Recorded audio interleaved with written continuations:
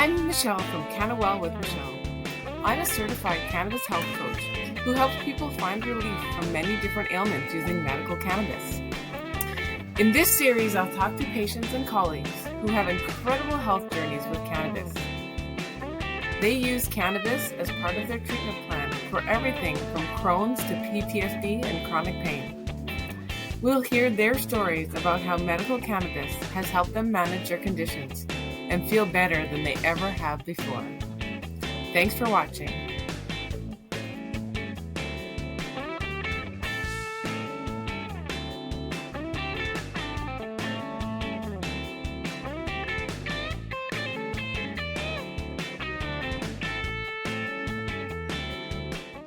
Welcome, Nikki. I'm so happy to have you join us here on Cannabis with Michelle, and you'll be featured in our Effective Cannabis newsletter as well. You'll be part of the Healthy Brains edition, and I'm so excited to have you here.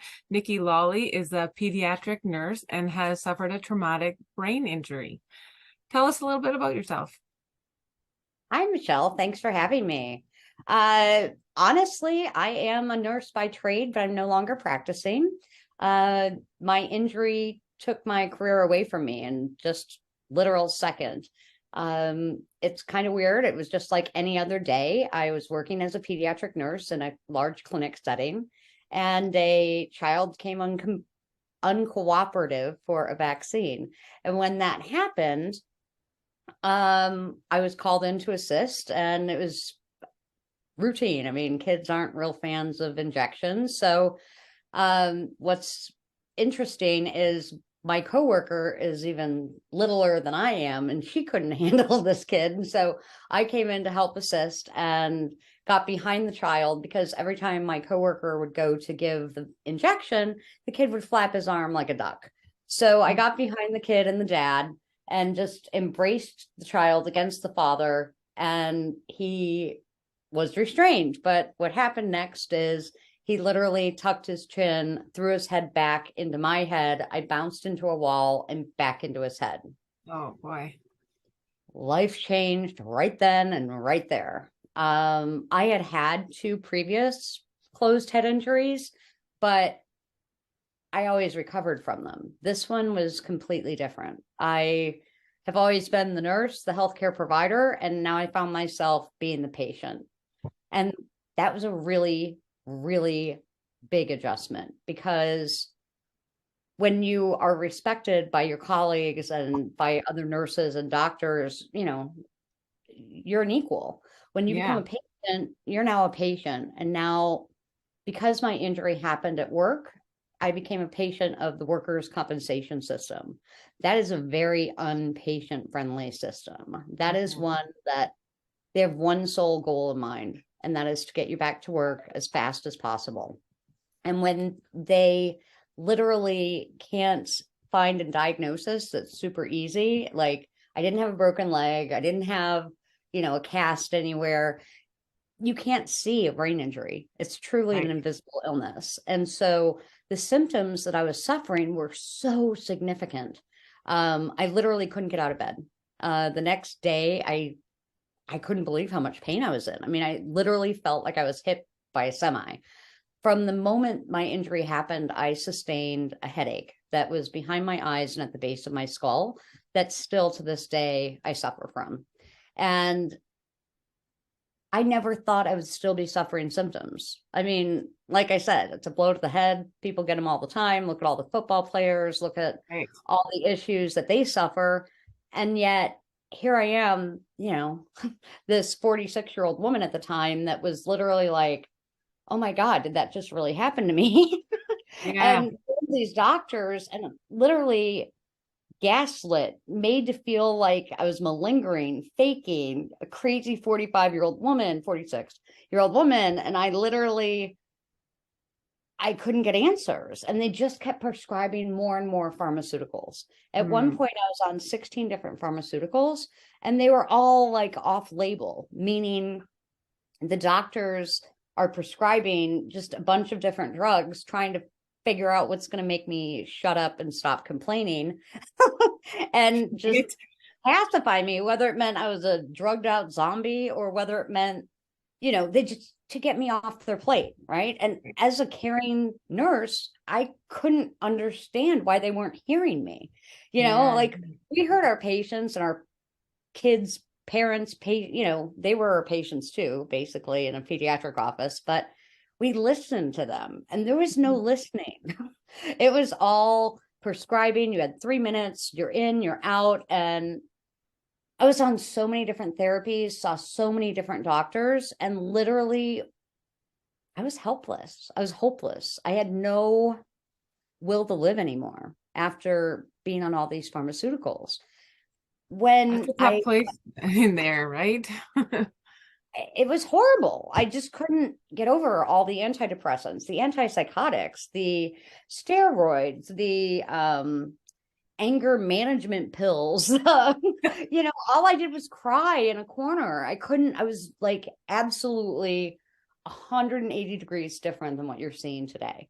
Right. And to really explain that to someone, because they can't believe I was ever in that dark place. They can't believe that I was ever so miserable. And the cool thing was, well, not cool, but my husband, being the kind human he is, my injury happened in October of 16. So for Christmas, he thought it would be a great idea to take me to Las Vegas and cheer me up. And in my past life, I was also a casino dealer. So I was really good at numbers, really strong at the whole interaction in a gaming kind of environment. And I was in no shape to go to Las Vegas. I was in no shape to get on a plane, to do any of that. But I agreed because, I mean, something had to give. I did it more for him than I did me because I really didn't want to go. How long And into your suffering was this? Like how long after so going through this? January 20th is when we went. January 20th, 2017 was our trip to Vegas. He bought it at Christmas time. And so like 3 months, basically of 3 months of doctors telling me there's nothing wrong with me, 3 months of different drugs, 3 months of, I felt like such a burden to my whole family. I felt like this is as good as life's getting. There's no point in me being here, really. And I was in a really, really dark place, Michelle. Yeah. Um, so we get to Vegas. I'm absolutely miserable. I mean, to the point of we always stay at one particular hotel called the Cosmopolitan in Las Vegas, and they have balconies and it's beautiful. And, I always watch the Bellagio fountains because they're just this beautiful Zen kind of thing. When we got to the hotel, my room wasn't ready. And I literally said, I don't care if I'm facing a broom closet.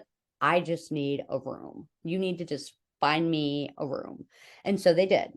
And from that moment, for the next 3 days, all I did was stay in that room, sobbing in a corner, looking out the balcony, like, maybe I should do this. Maybe I should take my life. Maybe there really is no hope. And when am I going to have this chance again? I mean, the problem was I was only 7 stories up. And the other problem was 3 stories below me was the pool area. So, I mean, everything happens for a reason. And I truly believe I was chosen for this journey. And it was no accident why I was put in that room. Right. And when I think back to that moment, I remember that darkness. I remember that, oh my God, like I've got to wait till Jack leaves. And then I'm just going to drag that table over and I'm going to climb up and boom. So I literally had done that on this particular day, 4 days after we had gotten there. And I'm looking down and all I see are umbrellas from the pool area. I'm like, well, that's perfect. This is not going to work. Like, I'm just going to get more screwed up. I mean, I can't afford to be in more pain. I can't afford to be any worse off than I am. And at that exact time, while I'm literally standing on the table, getting ready to Peter Pan, a billboard drives down Las Vegas Boulevard advertising, get your medical marijuana card in Nevada today. Timing, eh? Like Beyond serendipitous. It was no accident because I never would have seen that billboard if I had been in my normal room overlooking the Bellagio fountains 30 stories up. So again, I like laughed at it when I saw it. I'm like, great idea. Go fry your brain on drugs. I mean, I'm part of that whole Nancy Reagan era. I grew up in the, as a D.A.R.E graduate, you know, I believed cannabis was just like heroin. Like, and as a nurse, I mean, if you would have told me, like when I was practicing, that your kid was using cannabis for seizures or a health problem, I would have called Child Protective Services and said, dude, you can't give your kid weed. Like, not cool. This is a problem. Well, So that's a huge part of the medical professional right now. They just really don't know anything about it, right? Like it's so really don't. I so included. crazy. It's not taught in nursing schools, not taught in medical schools. And it's just unbelievable that we're in 2023 and it's still a problem. I mean, this was Right. back in 2017, and Nevada had a legal legal medical program, but not adult use. So you had to go through the whole card thing and go get one. So I ended Yeah. up going to get a card and everything. And it was a painless experience, but I made it into a painful experience. I mean, as a nurse, we fill out forms every day. We fill out patients, allergies, medicines, things like that. I couldn't fill it out. I couldn't fill out the form. And the lady comes over to me. She sees me sobbing and she's like, honey, we're going to give you the card. Don't worry about it. Just don't worry about the medicine. We're going to give it to you. So I then didn't worry about it. And I got the card, went to a dispensary, was overwhelmed as all get out, didn't know what products to choose or how to choose them, Yes. or, the poor bud tender. I mean, he's got this 46-year-old woman just bawling like profusely, saying, I don't know what to do. I've never seen all these choices. I mean, I smoke joints here and there, but I don't know what this is all about. And he gave me a whole variety of products, and we were only there another day and a half. So I took a bunch of gummies. When I say a bunch of gummies, I mean a bunch of gummies and lozenges and whatever else he had given me at that time. I slept for the first time for like 14 hours. And Nice. and I felt so hungover though the next day when I woke up. I was like, oh my God, how am I even gonna get up and move? But it didn't cure anything. It didn't like change that whole cycle of thoughts or anything like that. I just felt extra tired. And so when we ended up getting up, my husband's like, why don't you go smoke one of those joints and let's go get breakfast? I'm like, there's no way I'm going to get breakfast. And I smoked that joint and I wanted to go get breakfast. So right there, that was something that was unheard of. That was like a huge transformation in my journey at that point. Because how Well, else it's nice to see that you didn't give up after the to go? gummies gave you still a bad experience, where a lot of people will be like, oh, like it just made me tired. I don't want to be tired. I'm never going to try it again.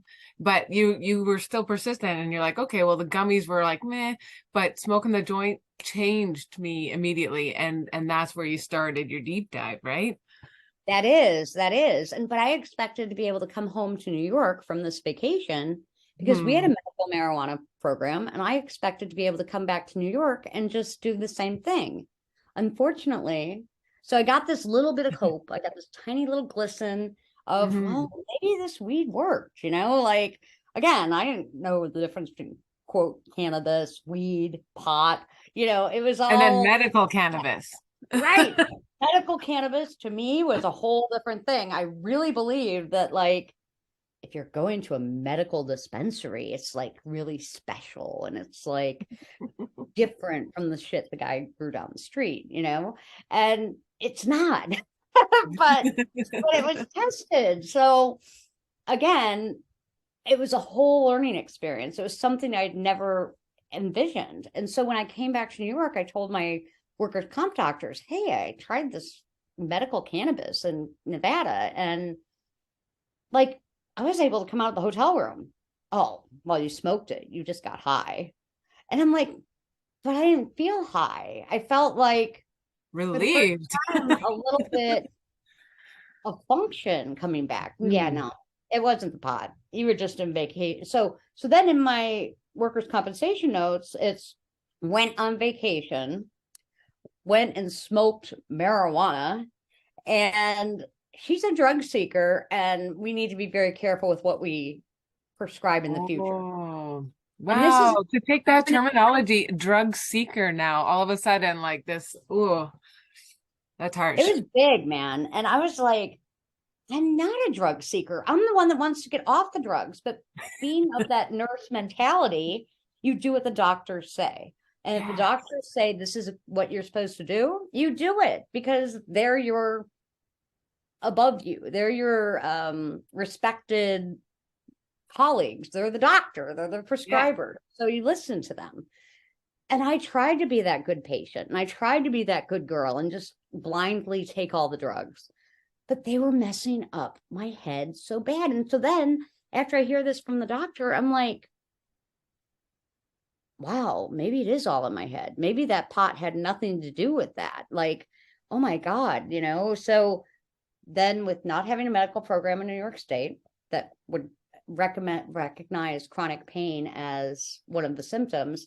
What were they, what was the only things that they did on their medical card at that time? Oh my God, it was ridiculous. We had like 7 conditions at the time, and it was like AIDS, wasting syndrome, cancer, stage 4. Like, I mean, things you couldn't like just say you had wrong with you. You literally had to have this huge, long-standing medical history of like, you're about to die, and then we'll give you something. So it was You like a know, very last end of life like kind of like, almost, yes, yes. yeah, And last so, choice there. so then I was like, I didn't try like illicit cannabis or legacy cannabis or anything like that because I thought this medical cannabis was so different and unique. And, I didn't Right. get it.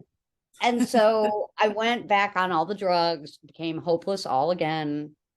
Didn't even, like I said, try illicit cannabis. I literally just, I believe the doctors. And I was just getting more and more and more depressed and more in that dark hole. And my psychiatrist actually called my husband and said, "Are you aware Nikki's suicidal?" And he's like, "No." And that was like a real wake up call for him Mm, because on the surface, I'm acting like everything's fine. And mental health, no one wants to talk about it. And I am a perfect example of that. I mean, I didn't like tell people I was suicidal. I mean, I confided in the psychiatrist, she's like, "Well, you like making plans?" I'm like, "Oh, I've got the plan." And like, she's like, "Really?" I'm like, "Yeah, 100%. I've already got the letters written. I've already made my daughter my legacy contact. I've already like, all my bank wow. account information." Like, I mean, I Yeah. was there in that really, really dark space. And Yeah. until you're there, you can't even begin to explain it to others that have never been there. And my husband's the most undepressed individual ever. And so he could not relate. He's like, "Look at you. You've got a beautiful house. You've got a beautiful car. You've got beautiful pets. You've got a beautiful family. We all love you." And I didn't see any of that. I didn't Right. see any of that. I just Yeah. saw all I'm doing is crying. This is not working for me. And so I posted a really kind of desperate post on social media one day saying, this is now about a year and a half into my adventure without cannabis, other than that one time in Vegas.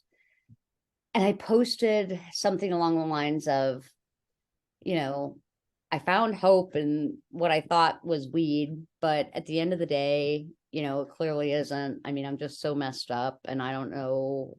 It was almost like a goodbye kind of post Right. on Right. Facebook. Um, and one of my friends from Canada reached out to me. As I mentioned, I was a casino dealer. And so when you're a casino dealer in the States, I live very close to the Ontario Canada border. So I'm 10 minutes literally from Niagara Falls, Ontario. And this casino I worked in was in Niagara Falls, New York, but we had lots of Canadians coming from Yeah. Canada. And so I met tons and tons and tons of Canadians. And so one of these Canadians saw that post and said, "Are you okay?" I'm like, "Yeah." fine. It's just, we've got medical cannabis here. Why she actually, it was all marijuana at that point. Now I never use that term as much I as know. possible. But we have medical cannabis here. Why don't you come here, stay with us for a few days and see if we can help you? And I'm like, I don't want to drive. I don't want to do anything. She's like, just try it. Just try it. And so she kept being insistent. And so I did. So that began my quest or my adventure into being a medical cannabis refugee in Canada. My friends got their card and we picked a random, what you call is licensed producers up in Canada. And at that time, you only could choose one. And so it was CanTrust at the time. And I can't explain why I picked it or how I picked it or the whole logic. The names made no sense to me. Like cheese, like Royal Purple Kush, like what the hell is the difference? Like can't we call them like something else, um, and so they literally, we would get what's great about Canada, they actually mail the shit to you. Like they actually mail your medicine by the post office to your house. Yeah. Like a system that is just beyond comprehension here in the States. We don't have anything like that. And so my friends, every time I'd come up, so the first time I went up, I became a zombie. I used this Royal Purple Kush, right? And I was just like I couldn't understand why. I was like, well, my pain's better, I think, but all I want to do is sleep. And come to find out, it was like really rich in certain terpenes that kind of make you sleepy. In this case, it was myrcene. And I didn't like how I felt, though. That was not the same effect I had in Vegas that I remembered. So we tried different products. So the next time I came, they had this original cheese. It was like I can't even explain it. It was like, wow, I can like do things. I mean, I feel like I want to do something. Like I want to go out. Like let's go and get lunch, and my friends were like, okay. It was just totally transformed between the weeks. And then what's the top terpenes in the original cheese? Limonene and pinene. There you go. My best friends. They're my best friends. Awesome. But I do find if I have too much pinene, the anxiety goes up. So it's a real, you got to be real conscious of the balance, right? But again, at that time, I didn't know what terpenes were. It was just a name. And then like the original cheese was kind of keeping me going. So they ordered more of that. And then about the fourth time I went up, I mean, the original cheese was like my best friend. And I was like, oh my God, I have like a quality of life again. Like, I'm not even thinking about killing myself. I'm not even like planning to post bad things. Like, what's going on? Like that doctor is wrong. But I couldn't explain why, right? And after my experience back in February of 2017, and being told I was a drug seeker and all these things, I was afraid to share that cannabis was working for me in Canada. So I'd come in. You didn't want to feel shamed and guilty about doing this, but it's working and it feels good. Oh my God, it did. And so about the fourth visit, just to regress a tiny bit, I couldn't count anymore. Like I went to the grocery store, I'll never forget. And I don't know, my bill was like $80.58 or something. And so I had the cash, the $80 was no problem, but I picked up a wad of change at the bottom of my purse. And I'm like, I could not count 58 cents. I could not count 58 cents. I could not recognize what was a quarter, what was a dime, what was a nickel. I mean, I just couldn't add them together. And like, I start sobbing in the checkout line. And I literally the guy's like, I'll help you. And like, I was like, I can't count the change. And I'll never forget that. And the kid's like, it's okay, I got this. But I mean, it was so dehumanizing. I'm a former casino dealer. How can you not count change? Yeah. Right. So that's from the brain injury. That was from the brain injury. And I was like, that's when I really knew stuff wasn't right. Like it wasn't in my head. There was like a definite cognitive issue going on from my injury. And so my husband calls me when I'm in Canada. Now we're back to the 4-week, fourth time I'm up in Canada. And he says, hey, I'm like, hey. And he's like, what's wrong? I'm like, what do you mean what's wrong? And he's like, you sound normal. I'm like, really? Like, I'm playing Scrabble, Jack. I'm like playing Scrabble. Like, I'm not doing the math part, but I'm kind of coming up with words. And he's like, you sound normal. Like, it's got to be this pot. And so, so there began that, like, okay, why did the Royal Purple Kush put me in the couch and the cheese put me in alertness? And that was the first product I ever found that was like life transforming, right? And I hated smoking. Like, I'm not a girl that's ever been around cigarette smoke. I mean, I grew up around cigarette smoke, but I'm not the one that would ever pick up a cigarette and just join the crew to have one. It grossed me out. So the fact that I had to smoke the cannabis, I wasn't real excited about, but it was something. It was something that was working, right? Yeah. And there began my real quest. I started connecting with different people on LinkedIn and started reaching out to other Canadians, because Canadians really got it. The Americans, no clue. They were just trying to get high, where the Canadians were trying to get well. At least in my circle of this medical cannabis LP version. And again, not believing that the illicit market would be the same as the medical market.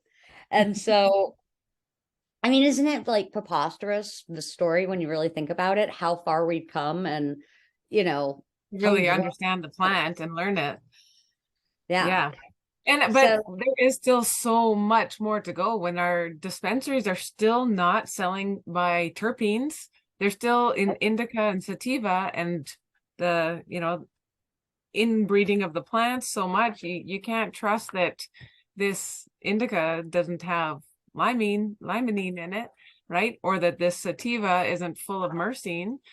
So you still, you have to know what terpenes work for you, but the stores also have to know what products have those terpenes in it. So we do still have a lot of education to go, but we have come a long way for sure. We've come so far. I mean, I love Canada. I truly should be a Canadian. Like, because my quality of life was like so good when I was in Canada. And then I would like cry when I had to come home, because I knew that headache and all those shitty symptoms were just going to come plummeting back. And it was horrible. Like, I really and truly lived to come to Canada the next time. So I was coming every other week, and I was driving to Kingston from Buffalo.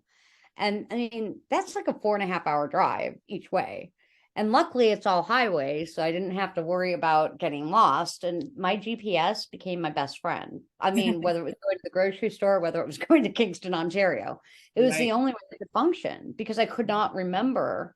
My short-term memory was just cooked, fried, gone. And but it started to come back with cannabis. Like, there's real neuroprotective qualities in the plant that I, again, had never heard of, never understood. And I'm like, when someone told me we had an endocannabinoid system, I said, okay, you're smoking a little bit too much pot. I'm a nurse. We didn't learn about that system in the body, man. Like, I don't know what the hell you're talking about, but that's sort of like the Lawley League of breast milk, right? Like, they're really hardcore believers in breast milk is best, and like, you should breastfeed your kid till they're 10 and all that crap. Well, not everyone, but you know what I'm saying. You get the picture. So I'm thinking these people with this endocannabinoid system, they're like part of like that kind of cult. Like, it's sort of a whole new. It's just part of cannabis culture, but yeah, like I never got it. And then, as a nurse, I couldn't read anymore, right? And so I started attending events in Canada and started talking to different researchers and different people. And the universe put so many amazing people in my path that just taught me about the plant. And I met people that were like, your story is really powerful. You should really start to share it. And I'm like, no, I don't public speak. Look at me. But literally, it's like, this plant saved my life. And I can't stop talking about that. And you've got to try it. You've got to journal it. And so I discovered this app called Strain Print that is in Canada that had all the back end testing reports or certificates of analysis input into the app. So when I would log my, smoking of the cheese, it would record that. Like, so I treat 3 specific things: chronic pain of my head and neck, anxiety and depression, and cognitive function. So once you know what you're treating, you can then identify what's working and why. Right. And it's not a one size fits all. What works for me won't work for you potentially, Michelle, and we can get data on real world evidence and build that, database, if you will, of conditions and experiences, because it's all subjective though. And so at least it's a starting point, right? Then people can say, okay, well, other people have tried this for these conditions, so let me at least start there, right? And then work from it. But it's so true that you have to be intentional on the symptom you're treating. It's not just, okay, what's this going to do for me? And then you're like, oh, it just made me so tired, I don't want to ever try it again. Again, you're seeing the effect of that and not what you want it for intentionally. And then you think, from there, now I know what puts me to sleep. So if ever I'm I need sleep, write that down. Like, this is what helps me sleep. And right. If you pick up something, you're like, oh, that just gave me the munchies. Well, if ever you're in a situation where you have no appetite and you need to eat, you write down that strain. That's going to give me, a healthy appetite. So start just thinking about these things, that there is so much about the plant that it's not a one and done. Like, just you got to experiment. You got to figure things out. That Strain Print app is pretty neat too, that you can try, that there's like not just Blue Dream, but there's Blue Dream from this dispensary and this LP and this producer and that producer, and they all give a little bit of different effects because of how 100%. It's grown, where it's grown. And people don't know that. They think Blue Dream is just universal Blue Dream, but there's 22 different cultivars in the Strain Print database for Blue Dream. And each one of those COAs is a little bit different, and they aren't all the same effect. I mean, for me, Blueberry Kush, okay. I changed LPs because CannTrust had some issues and was no longer a medical provider. So I ended up going to Terra Ascend. So the CannTrust Blueberry Kush, amazing for me, just amazing. So I ordered a bunch of Blueberry Kush from Terra Ascend. Not amazing. Completely different effect. And I'm like, what the hell? It's the Blueberry Kush. Why is it different? And so that's what got me into comparing COAs and understanding minor cannabinoids and major cannabinoids and terpenes and flavonoids and all the different things that are part of this plant. And when you can really geek out on the science of it, because there's so, like, to explain terpenes to the average human, they're essential oils. That's what they are. And if you look at the health benefits of different essential oils, you apply that to cannabis. If basil is your thing, then there's specific terpenes that are what is in basil. And so how do you identify that? A lemon. Okay, if somebody squirts a lemon in your face, immediately you feel like, woo, energized. Well, guess what? That gives you energy. And so when we start to apply that real simple, basic knowledge, I needed it really dumbed down for me. And so that really helped dumb it down for me. Once that I heard someone mention that in a seminar or something about all terpenes are as essential oils, I'm like, oh, light bulb clicking. And it's amazing because there's so many, and the different percentages of different terpenes have different effects, right? So like, you can't, when you have a super high THC product and you have beta carotene as one of the dominant terpenes, it's reducing that THC dominance dramatically. And so many people don't know that. Like, oh, we love the peppery, spicy thing. And I'm like, well, you're not getting your 24% THC or whatever the COA says. So it's really not the high THC that's giving you that effect. It's more the entourage of all those symptoms, the Yeah. synergistic effect. Exactly. I love how you were saying in one of your articles that you wrote, when I say that it connects my dots, it connects my brain chemistry in a way that no other pill has, that no other treatment had before. And I was like, there's got to be something to this. And so when like all the terpene knowledge and different cannabinoid knowledge and all that stuff started connecting those dots, how did that feel for you? Like just understanding this stuff? It was shocking, it was eye-opening, and it was a relief because I finally started to understand why it improved so many things. And when I say cannabis connects my dots, that's like literally my logo. You can find me anywhere at any event because I'm always in polka dots and then usually a red blazer. I'm lacking the red today, people, but normally it's the red blazer, and you can spot me anywhere in a room because I have that like characteristic, conservative Bob look, and then the red and the polka dots. People know who I am, and I have no idea who they are. If I had a dollar for every person that came up to me, Nikki, and oh, I follow you on this or that or the other thing, and it's like great, and it's like I have no idea. And it's just all happened organically because you have such an It's amazing all story. organic, right? And I mean, I have people like I have fan clubs, man. And like I'm no one. I'm just a girl that found the plant. It's not about Nikki Lawley. It's never been about Nikki Lawley. It's about the plant. And Yeah, how do we normalize that conversation? How do we help other people right. to stop being afraid of it and talk about it? And we need to legalize it here in the States, man. I mean, we just do.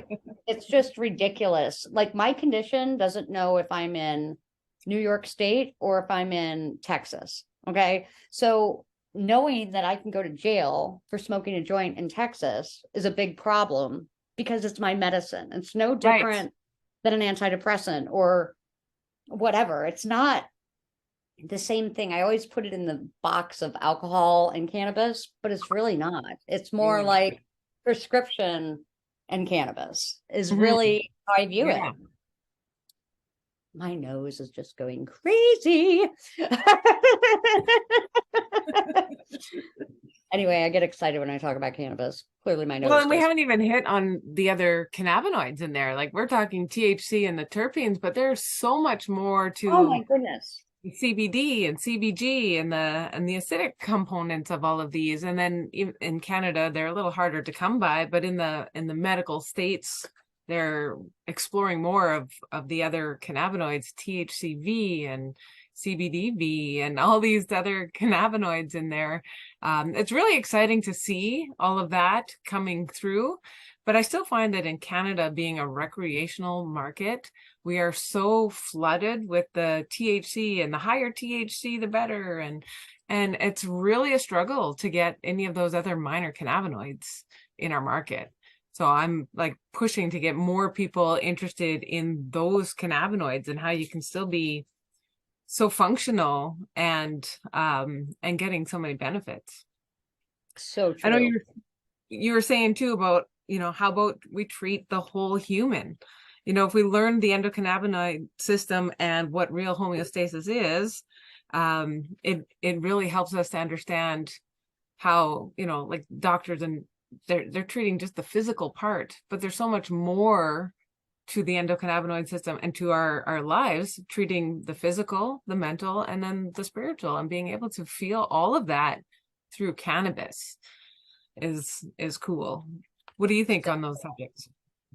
It's so true. I mean, being able to live in the moment, being able to live in the moment without all you think about is pain or anxiety or depression or, you know, worrying what you can't do. One of my mottos is do what you can with what you have right now. Stop thinking about the old you, because if you think about the past, you're always going to be depressed of all the Right. things you used to be able to do.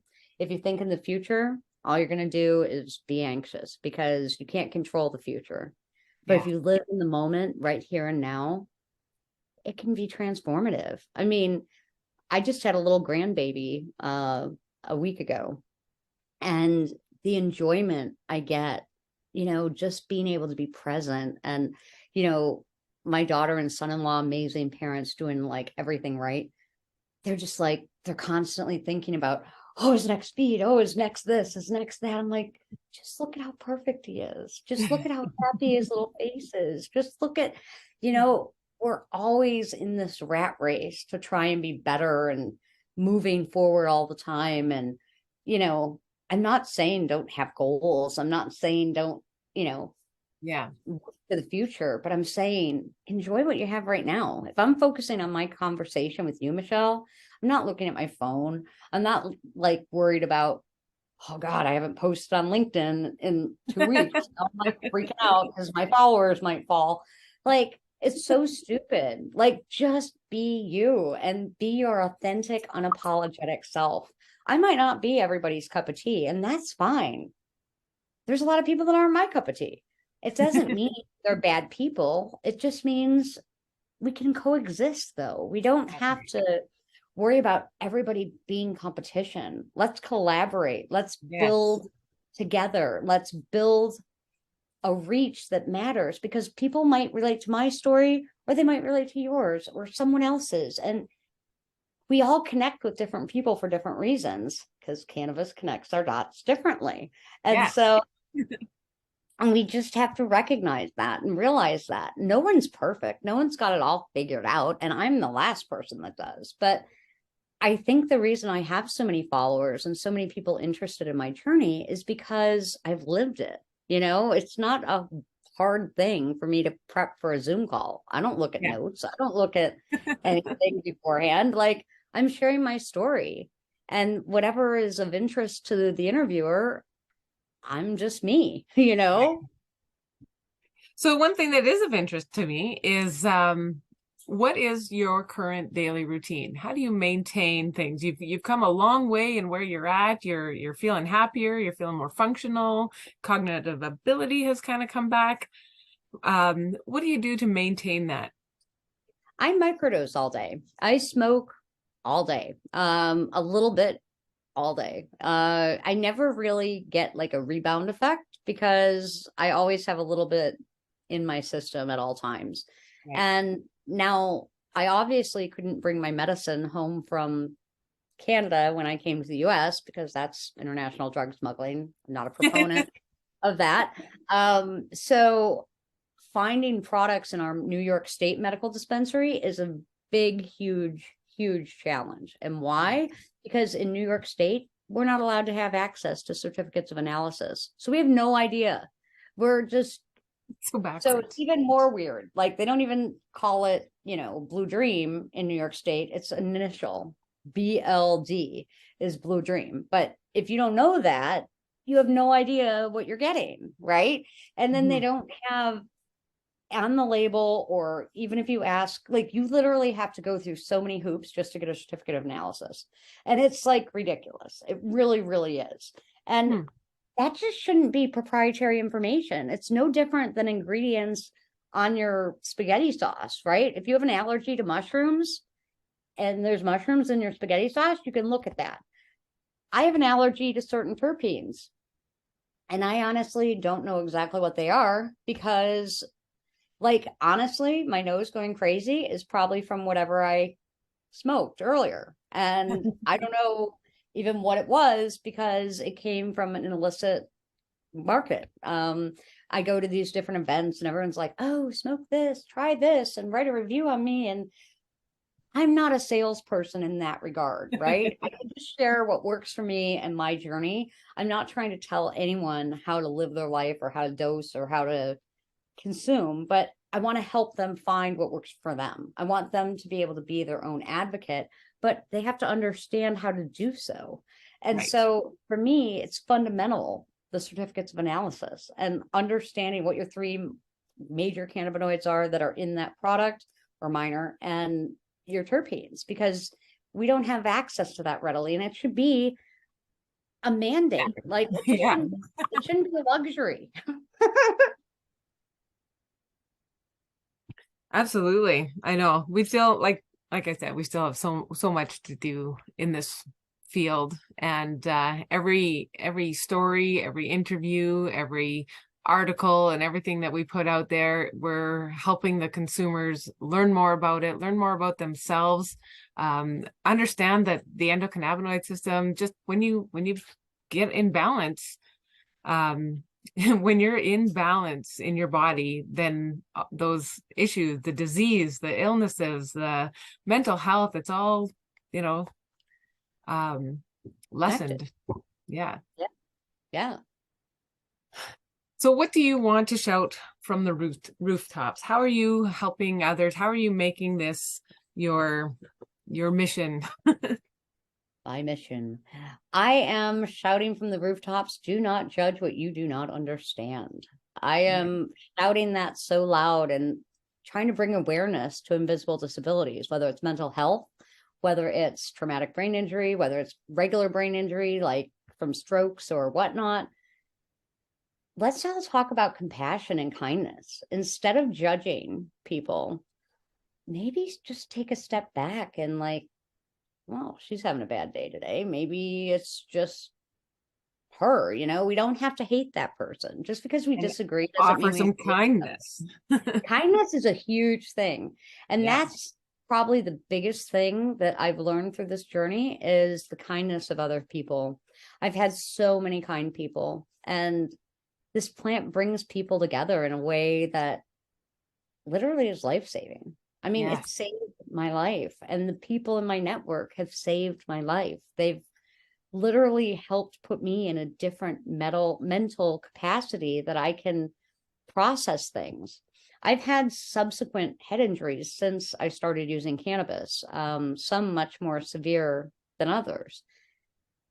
And I function better despite them being so much more significant. Like having a traumatic brain injury, my balance is off, right? So I have no depth perception judgment. So like tripping on a stair, I mean, these are like things that I deal with every day. Having this new baby, making sure I don't crush his head into a door is like a big thing. Because I have no depth perception, right? So when I suffered a traumatic brain injury in 2019 and then 2020 and then 2021, all three of those were much more physically damaging. Like you could see huge hematomas, you could see huge problems with those injuries, but I didn't get affected. They didn't set me back at all. Like, so that was sort of my proof that this shit is a neuroprotective. This really did help me recover. Yeah. And no, is it a randomized, double-blind, placebo-controlled study? No, but it's real life, real world evidence. And I think we need to talk about that more than we need to worry about shit that's going on with rats in a test tube. I think we need to focus more on the overall healing of mind, body, and spirit, as you shared, because it's a real thing. And I think instead of all the wars, why aren't we just like dumping like bombs of cannabis smoke like on places? You know what I'm saying?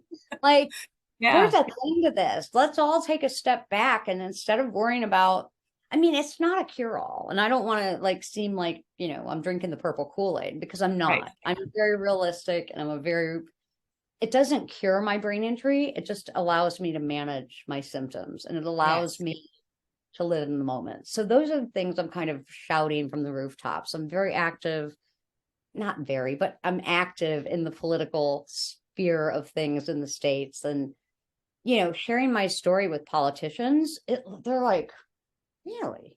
I mean, you forget people are just like I was, your brain on drugs, fry an egg, Nancy Reagan, just say no, all the bullshit that we've been fed that was based on lies, money, greed, racism, all those things were indoctrinated in us for years and years and years, especially in the States, right? You guys had medical way before we did, right? And you recognized it as medicine. California was, California, I believe, was like the first medical state we had. And then Colorado became the first adult use state. And everyone was so worried about driving cars and creating children addicted to cannabis. And if you look at those statistics, that's not a problem, friends. No, It's it's really not. not. It's not. They're not more addicted. They're not. I mean, can cannabis be addicting? And is there such a thing as cannabis use disorder? Yeah. Yes, but not the same as opiate use disorder. Not the same. Your body doesn't go through withdrawal. I mean, I've had dental surgery twice. I've lost all my teeth because of an autoimmune condition.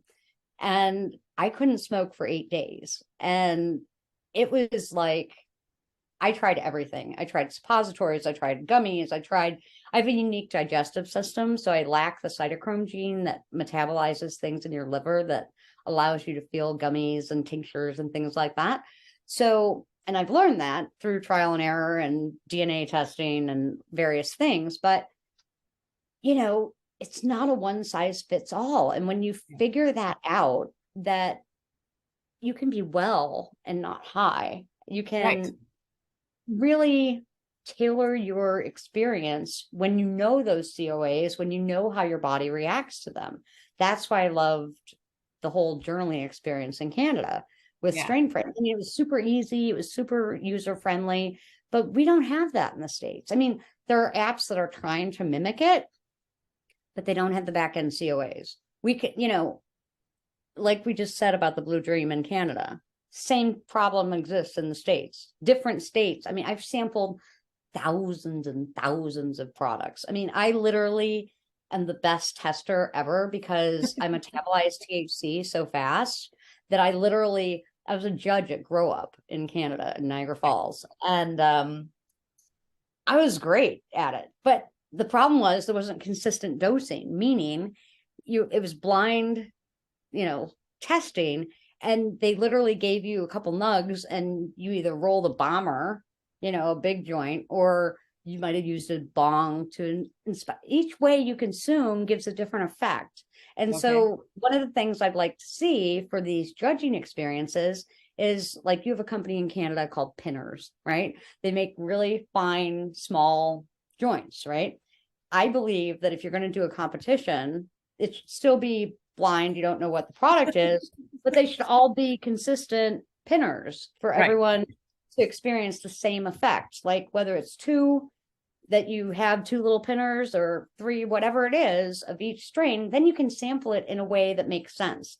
Because I mean, although I metabolize it fast, it became by the 7th or 8th, 12th sample, you're sort of like, I don't remember how I felt from the first one, even if you do log it, right? It's just, there needs to be consistency. It's like basic how you test like the Coke and the Pepsi, the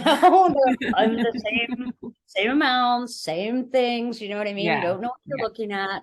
And I think when we're doing these judging competitions or evaluating products, it needs to be a consistent platform.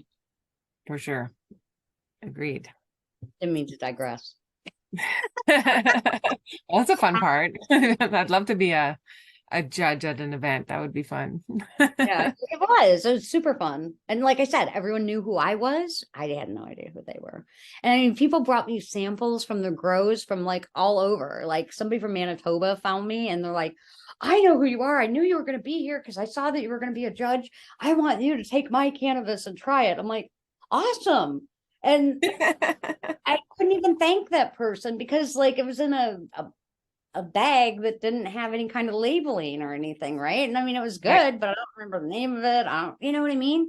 So we need to get consistent. When you have friends sampling your stuff, if you can get it tested, that's great. I'm a big proponent of testing. Right, for sure. Well, thank you so much for joining me here today. It was so much fun talking to you, and you've got a lot of knowledge, and it's nice to see both sides of the border and how things are working in there, and then being part of the medical field and how much more we need to teach in the doctors and nurses, Canada and the States alike. Is there anything else you would like to finish off? Anything else you'd like to share?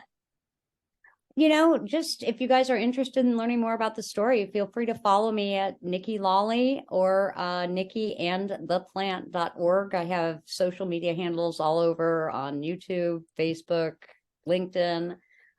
You can find me anywhere. And if you're interested in a speaker for an event, I'm available to do that. Awesome. Thanks so much. I saw you also have a really beautiful handout on cannabinoids and terpenes and the boiling points of the terpenes for dry herb vaporizing. It's really lovely. So yeah, you can check out her link tree. She's got a copy of that in there. It's really beautiful. Or it's on my website too, nikkiandtheplant.org. So thank you so much for joining me today. And I can't wait to connect with you more and just following your story. And maybe we'll see you at an event someday. Sounds great. Thanks for having me, Michelle. Yeah.